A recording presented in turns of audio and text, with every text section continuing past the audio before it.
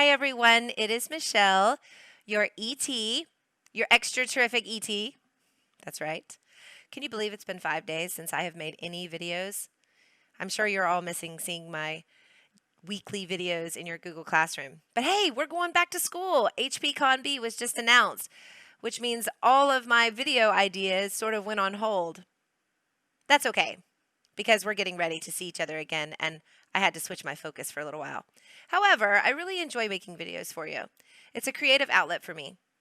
So I wanted to show you how I create the particular font that I've been using in almost all of my templates lately. Just the other day, someone said to me, "Oh, Michelle, that's a really cool font." Well, it's just in Google. I do add a few little steps to it to give it the look that it has. It's like a sketch with an outline around it, and I wanted to show you how I create that. When I used to use PowerPoint a lot, I used to do this same effect in PowerPoint, but now that I use Google for pretty much everything, this is how I make the effect in Google. So I just wanted to share with you how to do it in case you want to learn how to do this to your font and give it that extra little something. So here it goes.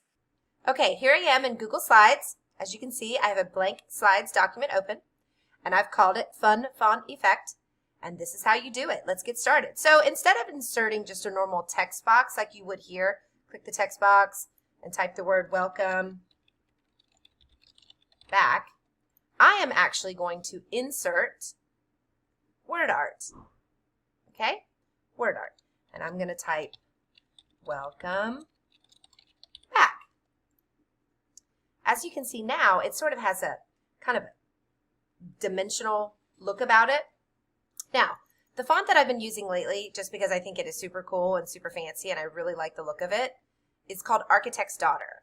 I just really like the way that looks. It just looks kind of like you've drawn it or some sort of sketch drawing, so I really love that. Okay, so then I'm going to change the color to black because I just want the border, oops, not the color. Let's actually make the font transparent, but the border may be a little bit thicker like that. Okay, and I'm simply going to right click on it and I am going to copy it, Control V, and paste it. So the pasted one I'm actually going to turn red. Okay.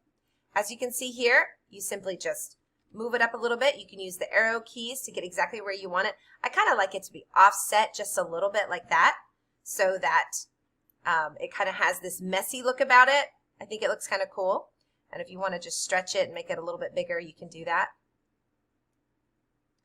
And as you can see, when you're using just regular text font, it doesn't give you the same effect because it doesn't give you that outline.